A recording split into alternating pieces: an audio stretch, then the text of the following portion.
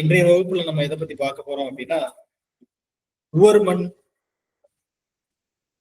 அல்லது உப்புத்தன்மை கொண்ட மண், அதனுடைய மேலாண்மை. உப்புத்தன்மை அப்படின்னு சொன்னாலே அது வந்து உவர் மண்ணாகவும் இருக்கலாம், கலர் மண்ணாகவும் இருக்கலாம். நாம இன்னைக்கு பார்க்க போறது உவர் மண் மட்டும் பத்தி பார்க்க போறோம். உவர் மண்ணுனா என்ன, உவர் மண்ணுல எப்படி வந்து என்ன மாதிரியான பிரச்சனைகள் எல்லாம் ஏற்படும், அதை எப்படி நிவர்த்தி செய்வது, அதுக்கு என்னென்ன அறிகுறிகள் அப்படிங்கிறத பத்தி கண்டிப்பா பார்ப்போம்.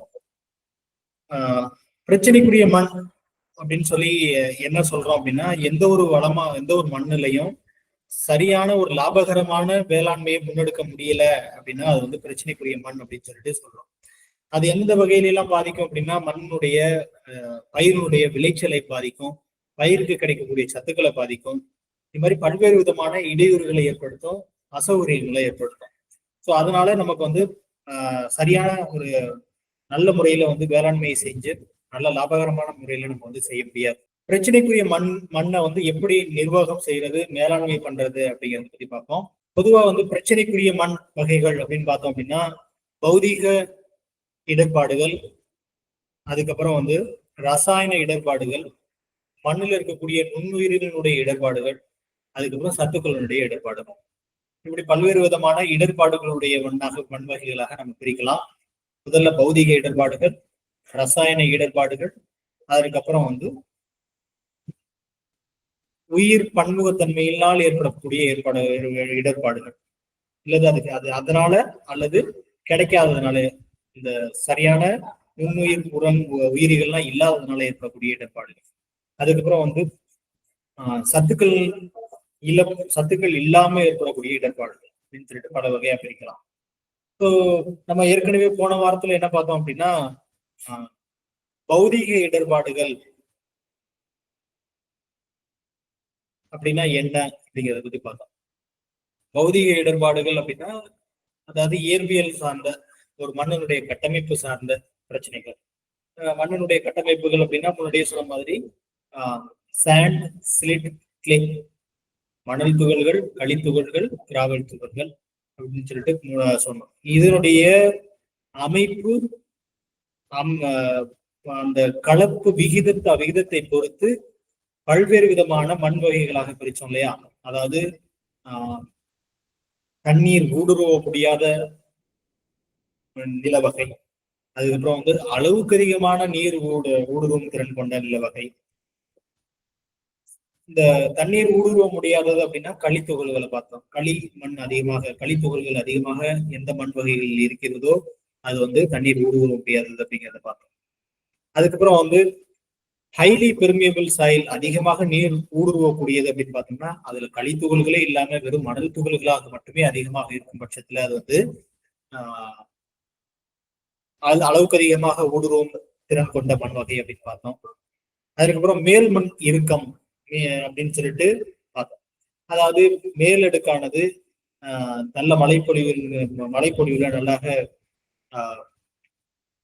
ஒன்றோட ஒன்றாக கரைந்த நிலையில அதிகமாக வெயில் ஏற்படும் பொழுது மண்ணில் இருக்கக்கூடிய ஒரு சில களித்துகள்கள், உதாரணமாக அயன், இது போன்ற ஒவ்வொரு அலுமினியம், இது போன்ற மினரல்ஸ், கனிமங்கள் நிறைந்த தாதுக்கள் நிறைந்த மண் வகைகள்ல மேலடுக்கானது மிகவும் ஒரு கடினமான ஒரு பாறை போன்ற மாறி விதைகளை முளைக்கிறதுக்கு தண்ணீரை ஊடுருவ விடாம பண்றது, இது மாதிரி பல்வேறு விதமான இடர்பாடுகளை ஏற்படுத்துது அப்படிங்கிறத பார்த்தோம். அதுக்கப்புறம் சப்சாயில் ஹார்ட் பேன் அப்படின்னு சொல்லக்கூடிய கீழ் மண் அடுக்கு இறுக்கம் பார்த்தோம். எந்த நிலங்களெல்லாம் அளவுக்கு அதிகமான ஹெவி மெஷினரிஸ், அளவுக்கு அதிகமான எடை கொண்ட மெஷினரிஸை நம்ம பயன்படுத்தும் பொழுது, அளவுக்கு அதிகமான எடை கொண்ட இயந்திரங்களை பயன்படுத்தும் பொழுது, தொடர்ச்சியாக பயன்படுத்தும் பொழுது நம்ம எப்படி ஒரு வண்டித்தடங்கள்லாம் மிகவும் இறுக்கமாகி போகிறதோ அது மாதிரி இறுக்கமாகி மாறிவிடும். இது வந்து சப்சாயில் ஹார்ட் பேன்.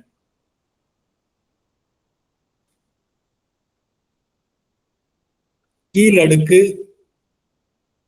கடினத்தன்மை வாய்ந்தது அப்படின்னு சொல்லி பார்த்தோம். அதுக்கப்புறம் ஷாலோ சாயில் அப்படின்னா ரொம்பவும் வந்து அந்த தாய்ப்பாறை வந்து மிக அருகிலேயே தென்படக்கூடிய, இதுல வந்து மண் உருவாக்கம் வந்து மிகவும் குறைவாகத்தான் நடந்துட்டு இருக்கும், இல்ல மண் அரிமானங்கள் ஏற்படும், இது மாதிரி நடந்தது.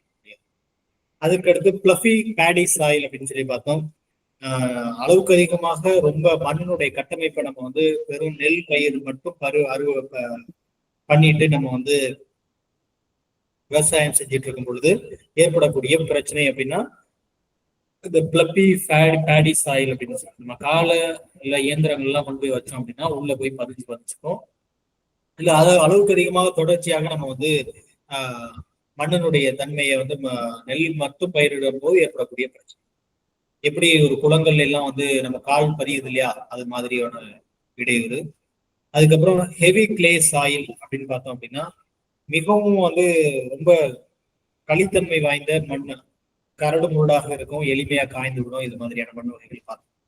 ஸோ அதற்கடுத்து இந்த வாரத்துல நம்ம வந்து கெமிக்கல் ரசாயனங்களால் ஏற்படக்கூடிய மண்ணினுடைய பாதிப்புகள் என்னென்ன, அந்த பாதிப்புகள்ல ஒரே ஒரு மண் வகையை மட்டும்தான் நம்ம பத்தி பார்க்க போறோம். அது என்ன அப்படின்னா சலைன் சாயில், உவர் நிலங்கள் மட்டும் பத்தி பார்க்க போறோம், உப்புத்தன்மையை வாய்ந்த. ஸோ இதுல ரசாயனங்கள்ல பார்த்தோம் அப்படின்னா பல்வேறு விதமான ரசாயன மண் பிரச்சனைகள்லாம் இருக்குது. உதாரணத்துக்கு சலைன் சாயில் அப்படின்னு சொல்லக்கூடியது உவர் மண். ஆல்கலி சாயில் அப்படின்னா வந்து கலர் மண். சலைன் அல்கலினா இரண்டும் சலைன் சோடிசிட்டின்னு சொல்லுவாங்க. இது வந்து ரெண்டு ஒவ்வொரும் கலரும் சேர்ந்து இருக்கக்கூடிய மாதிரியான ஒரு பண்புகளை கொண்டு இருக்கக்கூடியது. அதற்கப்புறம் வந்து அமில மண். அதுக்கப்புறம் ஆசிட் சல்ஃபேட் சாயில் அப்படின்னு சொல்லிட்டு ஒரு சல்ஃபேட் அயனிகள் நிறைந்தது. அதுக்கப்புறம் கல்கரியஸ்னா சுண்ணாம்பு மண். இது மாதிரி பல்வேறு விதமான பிரச்சனைகள் இருக்குது. உதாரணமா பார்த்தோம் அப்படின்னா சலைன் சாயில். சலைன் சாயில்ங்கிறது நம்ம இன்னைக்கு பார்க்க போறது சலைன் சாயில மட்டும்தான் பார்க்க போறோம்.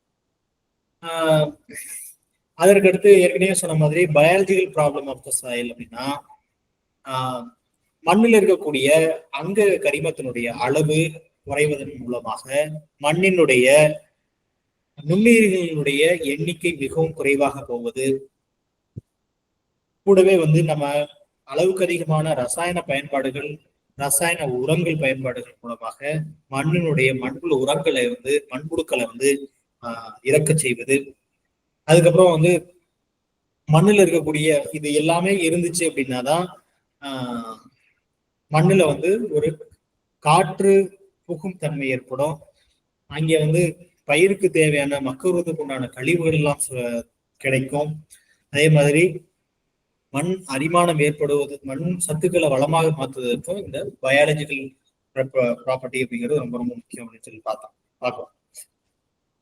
இன்னைக்கு வந்து நம்ம பார்க்கக்கூடிய சலைன் சாயில்ல salt affected soils of Tamil Nadu அப்படின்னு பார்த்தோம் அப்படின்னா சலைன் சாயில் அப்படின்னா ஒவ்வொரு ஊர்லயும் எந்தெந்த வகையான மண் வகைகள் இருக்குது, இது வந்து ஒரு ஹெக்டேர்ஸ்ல கொடுக்கப்பட்டிருக்குது. அளவுக்கு அதிகமாக நாமக்கல் மாவட்டத்துல 14,500 ஹெக்டேர்ல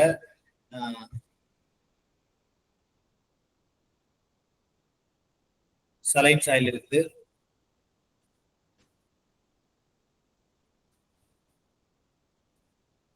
சரி, காஞ்சிபுரத்துல அதிகமாக இருக்குது. அதுக்கப்புறம் வந்து நாமக்கல்ல இருக்குது. நாகப்பட்டினத்துல மிகவும் அளவுக்கு அதிகமான சலைன் சாயில் அப்படின்னு சொல்லக்கூடிய உவர் மண் இருக்குது. ஸோ இது வந்து ஆங்காங்கே திடலாகத்தான் காணப்படுது. எல்லா இடத்துலையும் பரவலாக ஒரே மாதிரி வந்து உப்பு மண் அப்படின்னு சொல்லிட்டு காணப்படல, ஓர் மண் அப்படின்னு சொல்லி காணப்படல. குறுகிய இடத்தில் மட்டும்தான் நமக்கு காணப்படுது. மொத்தமாக 1,51,215 ஹெக்டேர்ஸ்ல நமக்கு வந்து இந்த ஓர் மண் அப்படிங்கிறது இருக்கு. நம்ம அல்கலின்னு சொல்லக்கூடிய கலர் நிலத்தையும் அல்கலி கலர் நிலத்தையும் அடுத்த வரக்கூடிய வகுப்புகள்ல பார்ப்போம். இன்று பார்க்கக்கூடியதுல பார்த்தோம் அப்படின்னா ஒவ்வொரு மண்ணை மட்டும் பத்தி பார்ப்போம்.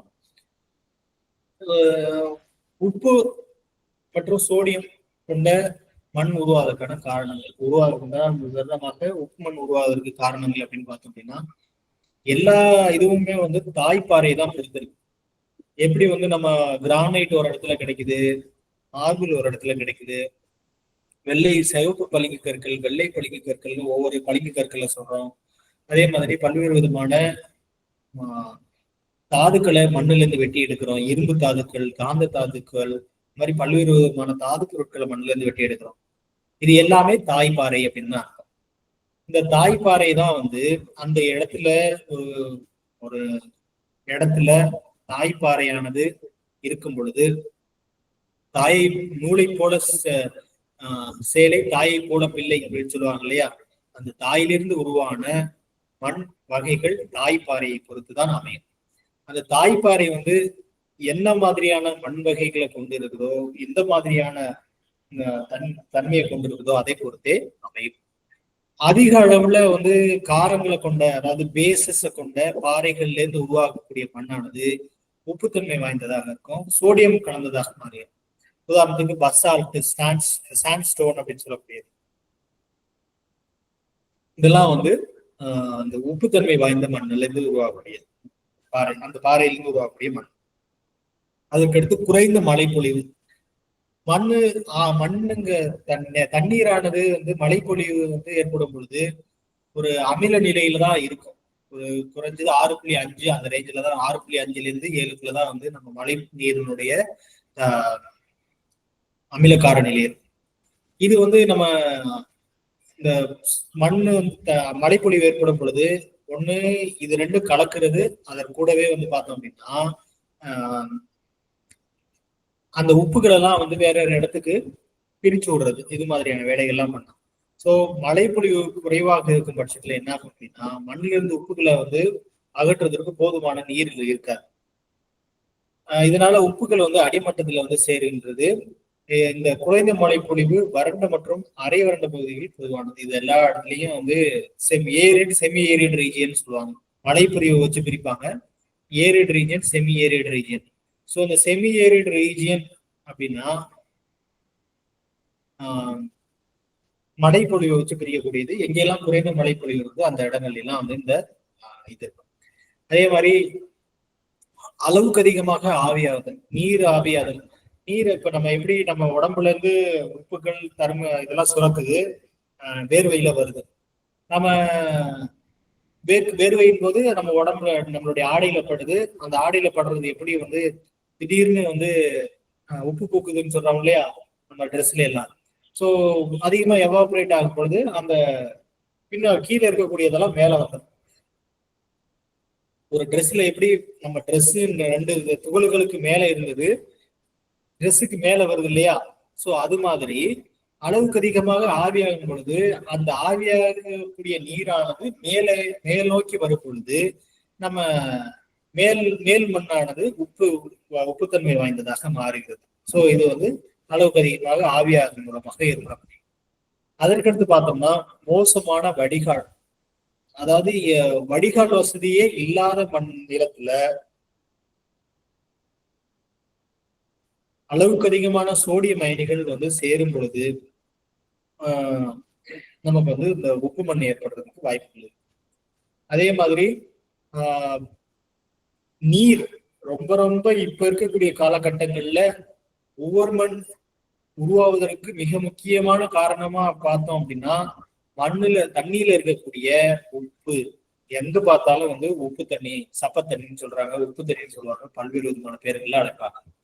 இந்த தண்ணியை நம்ம வந்து தொடர்ச்சியா பயன்படுத்திட்டு வரும் பொழுது நமக்கு வந்து என்ன ஆகும் அப்படின்னா ஏன் இந்த நிகழ்வுது அப்படின்னா நம்ம வந்து சரியான மழைப்பொழிவு இல்லை, அதனால மழைப்பொழிவு இல்லை, அதனால சரியான நிலத்தடி நீர்மட்டமானது மிகவும் குறைந்து கொண்டே போகிறது. நிலத்தடி நீர்மட்டம் குறைந்து கொண்டே போகும்பொழுது நமக்கு என்ன நடக்குது அப்படின்னா அளவுக்கு அதிகமான நிலத்தடி நீர்மட்டமானது அளவுக்கு அதிகமான தாக்குதல் ஏற்படுத்தும் பொழுது நமக்கு என்ன பிரச்சனைகள்லாம் ஏற்படுது அப்படின்னா இந்த மாதிரியான பிரச்சனைகள்லாம் நிறைய ஏற்படும். தொடர்ந்து உப்புத்தன்மை கொண்ட நீரை பாய்ச்சும் பொழுது நமக்கு வந்து இயல்பாகவே வந்து உப்புத்தன்மை ஓர் நிலமாக மாறுவதற்கு அதிகமான வாய்ப்புகள் இருக்கு. ஸோ அதனாலதான் வந்து நம்ம மண்ணையும் தண்ணீரையும் கண்டிப்பாக மாதிரிகள் சேகரித்து, சரியான முறையில மாதிரிகள் சேகரித்து, மண் மாதிரி சேகரிக்கிறது ரொம்ப ரொம்ப மிக முக்கியமான ஒரு செயல்முறை. சரியான முறையில மண் மாதிரி சேகரித்து அது மண் பரிசோதனை நிலையங்கள்ல, ஆய்வகங்கள்ல வந்து பரிசோதனை செஞ்சு, நீரையும் பரிசோதனை செஞ்சு கொண்டு போய் சேர்க்கணும். அப்படி இது பண்ணாதான் நம்ம வந்து ஒரு லாபகரமான ஒரு வேளாண்மையை முன்னெடுக்க முடியும். அதுக்கப்புறம் வந்து அல்லது அதிக அதிக நிலத்தடி நீர்மட்டம், அதாவது வண்டல் சமவெளிகள் எங்கெல்லாம் வந்து நிலத்தடி நீர்மட்டம் மிக அதிகமாக இருக்குதோ அங்கேயும் வந்து மண்ணினுடைய உப்புகள் வந்து அதிகரிக்கிறதுக்கு வாய்ப்புகள் இருக்கு. முன்னாடியே சொன்ன மாதிரி தான் நீர் வந்து ஆவியாகும் பொழுது கீழே இருந்து மேல் வருவதற்கு, அதே மாதிரி அளவுக்கு அதிகமான வடிகால் வசதி இல்லாத போது அப்படியே அங்கேயே தேங்கி நிறுவதற்கு உண்டான வாய்ப்புகள் ஏற்படும். இந்த கடல் நீர் உட்புகுதல்ங்கிறதும் ஒரு மிக மிக முக்கியமான பிரச்சனை. கடல் நீர் வந்து எங்கெல்லாம் வந்து கடற்கரை ஓரங்கள்ல இருக்குதோ அந்த கடற்கரை ஓரங்கள்ல இந்த உவர் கடல் சரி உவர் தன்மை வாய்ந்த நிலங்கள் இருக்குது அப்படிங்கிறது மிக மிக சாதாரணமான ஒன்று. ஏன் அப்படின்னா நம்ம அளவுக்கு அதிகமாக அங்கே மக்கள் வசிப்பிடம் ஏற்படும் பொழுது அங்க வந்து அளவுக்கு அதிகமான தண்ணீர் அழுத்தத்துக்கு உறிஞ்சப்படும். தண்ணீரை அங்கே அந்த தண்ணீரை நிறைவு செய்வதற்காக கடலில் இருந்து தண்ணீரானது ஊடுருவி நிலத்தடி நீர் ஊடுருவி வருது. அது திரும்ப வந்து நம்ம திரும்ப திரும்ப தொடர்ச்சியாக அது பண்ணிட்டு இருக்கும் பொழுது அந்த உப்பு தண்ணியானது மிகவும் மிகவும் அதிகமாக போயிடும். அதே மாதிரி காரத்தை உருவாக்கும் உரங்கள், பேஸ் ஃபார்மிங் ஃபெர்டிலைசர்ஸ் அப்படின்னு பார்த்தோம் அப்படின்னா மெயினா வந்து எந்த ஒரு ஃபெர்டிலைசர்ஸ் அப்படின்னாலே அது வந்து ஏதோ ஒரு உப்புத்தன்மை வாய்ந்ததுதான், மீன்ஸ் உப்பு அப்படின்னு தான் சொல்லுவாங்க. உதாரணத்துக்கு அது சோடியம் குளோரைடாக இருக்கலாம், இல்லை பொட்டாசியம் குளோரைடாக இருக்கலாம், இது மாதிரி ஒவ்வொன்றும் சோடியம் நைட்ரேட்டாக இருக்கலாம். இது எல்லாமே வந்து இதுதான். ஸோ இப்போ இந்த சோடியம் எங்கெங்கெல்லாம் சேருதோ அங்கெல்லாம் வந்து நம்ம சாப்பிடக்கூடிய சாப்பாடானது சோடியம் NaCl சொல்லக்கூடிய சோடியம் குளோரைடு, இதே வந்து sodium nitrate, sodium potassium chloride, இது மாதிரி பல்வேறு விதமான உப்புத்தன்மை வாய்ந்த உரங்களை நம்ம வந்து பயன்படுத்தும் பொழுது அங்கே தொடர்ச்சியா அதையே பயன்படுத்தும் பொழுது இதே உதாரணத்துக்கு பார்த்தோம் அப்படின்னா ஒரு சில உரங்கள்லாம் வந்து நடுநிலை காரத்தன்மை வாய்ந்த உரங்களாக இருக்கும், ஒரு சில உரங்கள்லாம் அமிலத்தன்மை உருவாக்கக்கூடிய உரங்களாக இருக்கும், ஒரு சில உரங்கள் காரத்தன்மை உருவாக்கக்கூடிய உரங்களாக இருக்கும். இப்ப அமிலத்தன்மை உருவாக்கக்கூடிய உரங்கள் அப்படின்னு பார்த்தோம்னா அமோனியா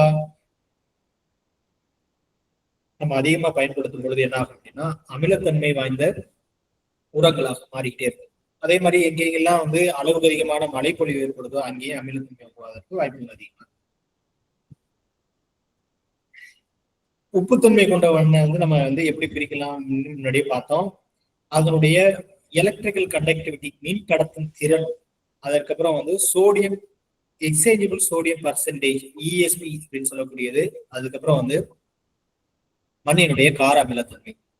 பொதுவாக நம்ம இன்னைக்கு பார்க்கக்கூடிய ஒவ்வொரு நிலத்துல என்னென்ன மாதிரியான இது இருக்கும் அப்படின்னா நம்ம அமிலக்காரத்தன்மையானது 8.5க்கு குறைவாக இருக்கும். எலக்ட்ரிக்கல் கண்டக்டிவிட்டி அப்படின்னு சொல்லக்கூடிய மின்கடத்தும் திறனானது அதிகமாக இருக்கும். அப்படின்னா 4 டெசிசைமன்ஸ் வந்து இருக்கும், அதை தாண்டி அதிகமாக இருக்கும். அதே மாதிரி எக்ஸ்சேஞ்சபிள் சோடியம் பர்சன்டேஜ்ங்கிறது 15க்கு கீழே இருக்கும், அதாவது 15% கீழே இருக்கும். இது வந்து எக்ஸ்சேஞ்சபிள் சோடியம் பர்சன்டேஜ் சொல்லுவோம், அந்த அளவு. இதை வந்து நம்ம என்ன சொல்றோம் அப்படின்னா ஒவ்வொரு தன்மை வாய்ந்ததா சொல்றோம். இதனால ஏற்படக்கூடிய பின் விளைவுகள் என்னென்ன, ஒவ்வொருத்தன்மையினால ஏற்படக்கூடிய பின் விளைவுகள் என்னென்ன அப்படின்னு பார்ப்போம். மண்ணுல மேற்பரப்புல வந்து வெள்ளை நிற உப்புகள் படிந்து காணப்படும். இது வந்து கண்டிப்பா நீங்க ஒவ்வொரு மண் அப்படின்னு நீங்க சொல்றீங்க அப்படின்னா உப்பு புத்தாப்புல மேல நம்ம முன்னாடியே சொன்ன மாதிரி நம்ம ட்ரெஸ்ல எப்படி வந்து நல்ல அதிகமான வேர்வைக்கு பின்னால அதே ட்ரெஸ்ல பாத்தீங்க அப்படின்னா அளவுக்கு அதிகமான உப்புக்கள் சுரந்திருப்பதை பார்க்க முடியலையா, அது மாதிரி உப்புக்கள் வந்து மேல் மண்ணில வந்து வெள்ளை வெள்ளையாக பூத்திருப்பதற்கு ஒரு மிக முக்கியமான அறிகுறி எதுக்கு அப்படின்னா அது ஓர் மண்ணுக்கு அறிகுறி, அதுதான் மிக முக்கியமான அறிகுறி. அதுக்கப்புறம் வந்து மண்ணுல இந்த ஆஸ்மாட்டிக் பொட்டன்ஷியல் அப்படின்னு சொல்லக்கூடிய அழுத்தம், எப்படி நம்ம வந்து சத்துக்களோ தண்ணீரோ வந்து எப்படி தாவரங்கள் எடுத்துக்குது அப்படின்னா இந்த ரிவர்ஸ் ஆஸ்மாசிஸ் அப்படின்னு சொல்லக்கூடிய சவ்வூடு பரவல் மூலமாக எடுத்துக்குது. எப்படி அப்படின்னா இங்க வந்து வெளியில அழுத்தம் குறைவாக இருக்கும் பொழுது உள்ள அழுத்தம், இந்த அழுத்த வேறுபாடு காரணமாக அழுத்தம் குறைவான பகுதிக்கு வந்து நோக்கி நகர்வதன் மூலமாக ஏற்படக்கூடியது.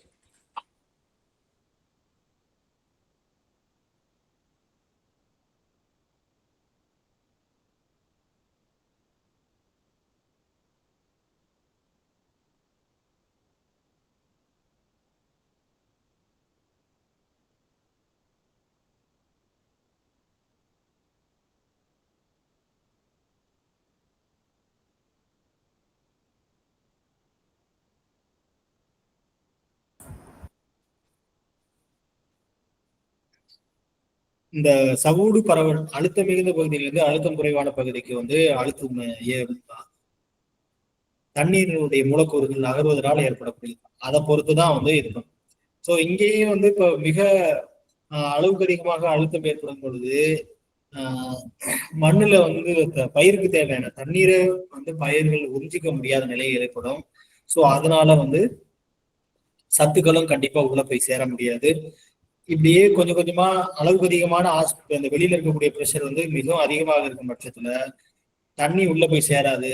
தண்ணி உள்ள போய் சேராதனால சத்தம் போய் சேராது. அப்படியே நீங்க தண்ணியே பாய்ச்சினாலும் அது வந்து எப்படி உணவு இருந்தும் பட்டினி கிடப்பதுன்னு சொல்லுவாங்க இல்லையா, அது மாதிரிதான் தண்ணீர் இருக்கும், சாப்பாடு சத்துக்கள் மண்ணுல சத்துக்கள்லாம் இருக்கும். ஆனா வந்து அதை சாப்பிட முடியாது, யாரால தாவரங்களால சாப்பிட முடியாது. ஸோ அந்த நிலையை ஏற்படும். அதே மாதிரி மண்ணுல இருக்கக்கூடிய நுண்ணுயிர்களுடைய செயல்பாடும் குறைஞ்சு போயிடும். நுண்ணுயிர்களுடைய செயல்பாடு குறைஞ்சிச்சுனாலே அங்க என்ன நடக்கும் அப்படின்னா அங்க கரிமத்தினுடைய அளவும் குறைந்து போகும், கொஞ்சம் கொஞ்சமா குறைஞ்சு போகும். அதனால சத்துக்கள் கிடைப்பதும் வந்து மிக மிக குறைவாக இருக்கும். அதே மாதிரி தண்ணீர் பற்றாக்குறை ஏற்பட்டு இலைகள் காய்ந்து தாவரங்கள்ல வந்து செத்து போயிடும். ஸோ இது வந்து சிறிய தாவரங்களாக இருந்தா இதனுடைய பாதிப்பு மிக மிக அதிகமாக இருக்கும். திருச்சி மணிகண்டம் பகுதிகள் எல்லாம் பாத்தீங்க அப்படின்னா இந்த பிரச்சனைங்கிறது மிக மிக அதிகமாக பிரச்சனையா இருக்கும். விதைகள் வாங்கி கொண்டு போட்டோம் முளைக்கல அப்படின்னு சொல்லுவாங்க. அது வந்து ஓர் மண்ணில் கொண்டு போய் போட்டிருப்பாங்க, அல்லது கலர் நிலத்துல கொண்டு போய் போட்டிருப்பாங்க. ஸோ அது மாதிரி இடத்துல வந்து இந்த பிரச்சனைகள் மிக மிக அதிகமாக இருக்கும். நான் முன்னாடியே சொன்ன மாதிரி இந்த ஓர் மண்ணானது உப்புத்தன்மை உப்பு படிவங்கள் வந்து மேல உப்பளங்கள் மாதிரி உப்பு படிவுகளா வந்து ஏற்படும். இதுதான் வந்து ஓர் மண்ணுக்கு வித்தியாசம். ஆனா இதே கலர் மண்ணாக இருந்துச்சு அப்படின்னா இந்த உப்பு படிவுகள்லாம் ஏற்படவே ஏற்படாது. அது வந்து சோடியம் அயனிகளால் ஏற்படக்கூடிய பிரச்சனைகளாக உருவாகும். சோடியம் கார்பனேட், சோடியம் பைகார்பனேட் அயனிகளால் ஏற்படக்கூடிய பிரச்சனைகள் அளவுக்கு அதிகமான இது. அது எளிதிலும் கரையவும் கரையாது, இது பண்ணாது. ஆனா இந்த உவர் நிலமானது எளிதில வந்து சரி செய்யலாம். அது எப்படின்னு பார்ப்போம். ஏற்கனவே பார்த்த மாதிரி இந்த அதே மாதிரி தொடர்ச்சியாக நீங்க இந்த ட்ரிப் இரிகேஷன்ல பயன்படுத்திக்கிட்டே இருக்கும்போது அந்த இடத்துலயும் வந்து இந்த ஒயிட் பேட்சஸ பார்க்கலாம், இந்த வெள்ளை உப்புப்படிவுகளை பார்க்கலாம். இதையும் நம்ம வந்து கன்ஃபியூஸ் பண்ணிக்க கூடாது. இந்த ரூட் ஜோன்ல பண்றதுனால இது வந்து கொஞ்சம் டைல்யூட் ஆகிட்டு மற்ற இடத்துக்கு போகும் அப்படிங்கிறதும் வந்து இந்த சொட்டு நீர் பாசனமும் அதுக்கு செய்யறதுக்கு வந்து இதுக்கு என்னென்ன மாதிரியான விஷயங்கள்லாம் செய்யலாம் அப்படிங்கிறத நம்ம பார்ப்போம். பொதுவாகவே வந்து பல்வேறு விதமான பிரச்சனைகளை சரி செய்வதற்கு, அதாவது பிரச்சனைக்குரிய மண் வகைகளை சரி செய்வதற்கு பல்வேறு விதமான வழிமுறைகள்லாம் இருக்கு. ஸோ இந்த ஓர் மண்ணை சரி செய்வதற்கு உண்டான வழிமுறைகள் அப்படின்னு பார்த்தோம் அப்படின்னா முக்கியமாக சரியான வடிகால் அமைப்பை ஏற்படுத்தி நல்ல நீரை தேக்கி அதுல இருக்கக்கூடிய உப்புக்களை கரைச்சு வெளியில வடிச்சோம்னாலே நமக்கு வந்து என்ன ஆகும் அப்படின்னா இந்த தண்ணீர் வந்து உப்பாக மாறுவதற்கு உண்டாகும். நம்மளுடைய மண் வந்து உப்பாக மாறுவதற்கு உண்டான வாய்ப்புகள் எல்லாம் குறைஞ்சி. உதாரணத்துக்கு நீங்க பாத்தீங்க அப்படின்னா நம்ம 2004லயோ 2006லயோ நம்ம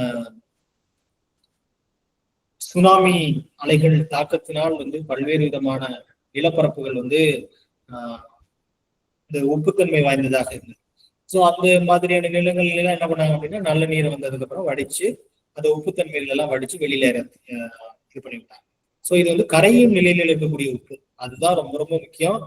ஓர் நிலத்துக்கும் கலர் நிலத்துக்கும்.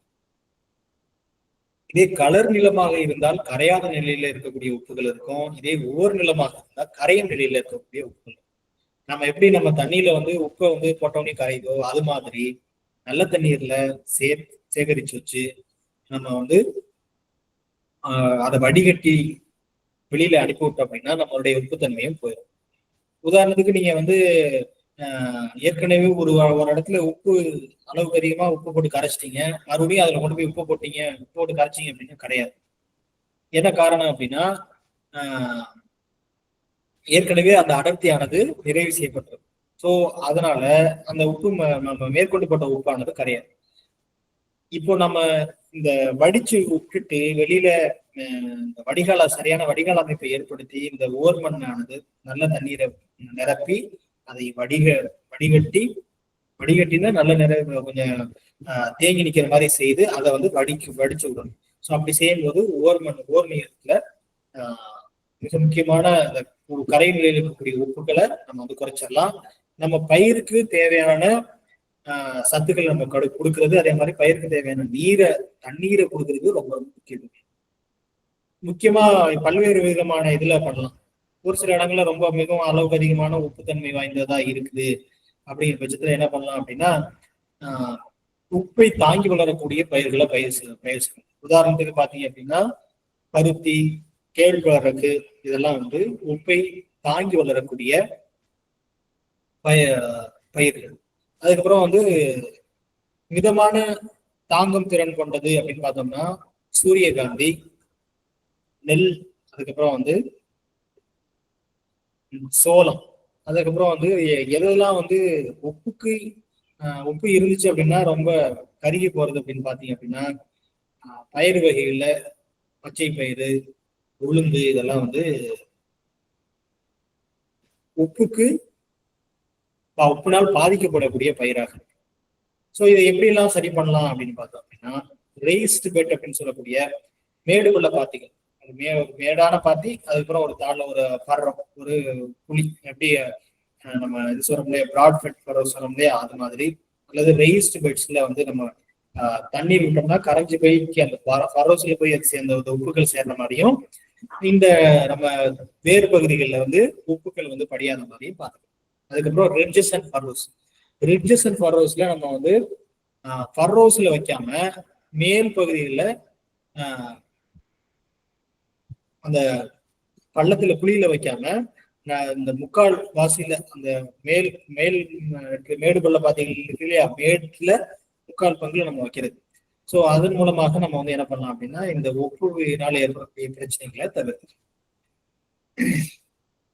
அதற்கடுத்து மல்ச்சிங் அப்படின்னு சொல்லக்கூடியது அளவுக்கு அதிகமாக நம்மளே சொன்ன மாதிரி எங்கெல்லாம் வந்து அளவுக்கு அதிகமா தண்ணியும் குறைவா இருக்கு, அளவுக்கு அதிகமா வந்து இப்ப வெயிலும் இருக்குது அப்படின்னா இங்க வந்து அளவுக்கு அதிகமான ஆவியாகும் திறன் அதிகமாக இருக்குன்னு. ஸோ ஏற்கனவே பார்த்தோம், ஆவியாகும் திறன் அதிகமாக இருந்துச்சு அப்படின்னா கீழே இருக்கக்கூடிய உப்புகள் எல்லாம் மேல கொண்டு வந்து நம்ம பயிருக்கு பிரச்சனையை ஏற்படுத்தும் அப்படின்னு சொன்னோம் இல்லையா. ஸோ அது மாதிரி ஏற்படாம தவிர்க்கிறதுக்காக மல்ச்சிங் வந்து ரொம்ப ரொம்ப முக்கியமான ஒன்றாக இருக்கு. அதற்கடுத்து இந்த மாதிரி மண்ணுகளை நம்ம விவசாயம் செய்யும் பொழுது கூடுதலாக ஒரு 25% தலைச்சத்தினை பயன்படுத்த வேண்டும். ஏனென்றால் பயிர்களுக்கு கிடைக்கக்கூடியது குறைவாகத்தான் இருக்கும். அதனால் ரொம்ப ரொம்ப முக்கியமானது என்ன அப்படின்னா இந்த கிரீன் லீஃப் மெனியூர்ஸும் ரொம்ப ரொம்ப முக்கியமானது. பசுந்தாள் உரங்களும் பசுந்தழை உரங்களும் ரொம்ப ரொம்ப முக்கியம்.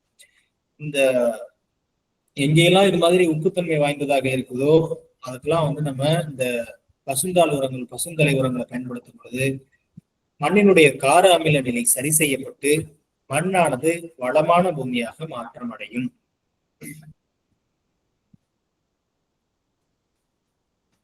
அதுக்கப்புறம் வந்து மண்ணுல வந்து தேவையான அளவு அங்க கரிமத்தினுடைய அளவை கூட்டுறது.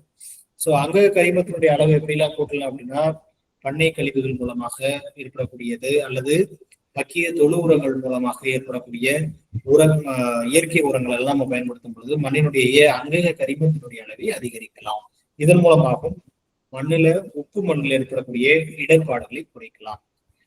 அதே மாதிரி நீரை எப்படி மேனேஜ் செய்யறது அப்படின்னு பார்த்தோம் அப்படின்னா ஆல்டர்னேட் ஃபரோ இரிகேஷன்ஸ், ஒரு பாத்தி விட்டு ஒரு பாத்தி நீர் கட்டுறது. ஸோ நீரானது அந்த பகுதியில் இருக்கக்கூடிய இதை வந்து அளவுக்கு அதிகமாக நம்ம வந்து உப்பு தண்ணீர் இருக்கு அப்படின்னா அந்த மாதிரி செய்யும்போது நீரானது அந்த பயிர்களுக்கு கிடைக்கக்கூடிய வடிவத்துல பயிர்களுக்கு கிடைக்கக்கூடிய பக்குவத்துல இருக்கும்.